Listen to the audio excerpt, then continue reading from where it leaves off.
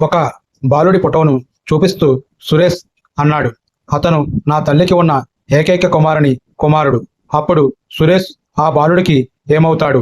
Option A అన్న లేక తమ్ముడు, ఆప్షన్ బి మామ, uncle, option C cousin, option D తండ్రి అంటే ఫాదర్. ఇటువంటి బ్లడ్ రిలేషన్ ప్రాబ్లమ్స్ ఈజీగా సాల్వ్ చేయొచ్చు. ఇటువంటి ప్రాబ్లమ్స్ సాల్వ్ చేసేటప్పుడు ముందుగా మనం ప్రాబ్లమ్ని ఎక్కడి నుంచి స్టార్ట్ చేయాలన్నది కరెక్ట్గా మనకు తెలియాలి.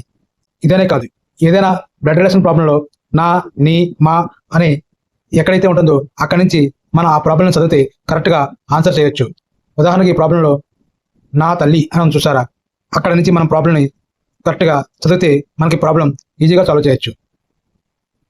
నా తల్లికి ఉన్న అంటే నా తల్లి, సో మైనస్ ఉన్న ఏకైక కుమారుడు,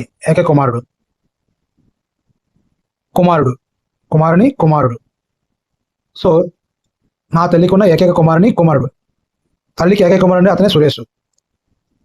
ఇతనికి సురేష్ ఏమవుతాడు? So father. So option D is right. A బికి అన్నయ్య, బి సికి అక్క, సి డికి తండ్రి అయితే డి ఏకి ఏమవుతాడు? ఆప్షన్ ఏ అన్న, ఆప్షన్ బి అక్క, ఆప్షన్ సి మేనకొడుకు మేనకూతురు, ఆప్షన్ డి నిర్ణయించలేము. ఈ సమ్మని సాల్వ్ చేసి ఆన్సర్ని కామెంట్ చేయండి.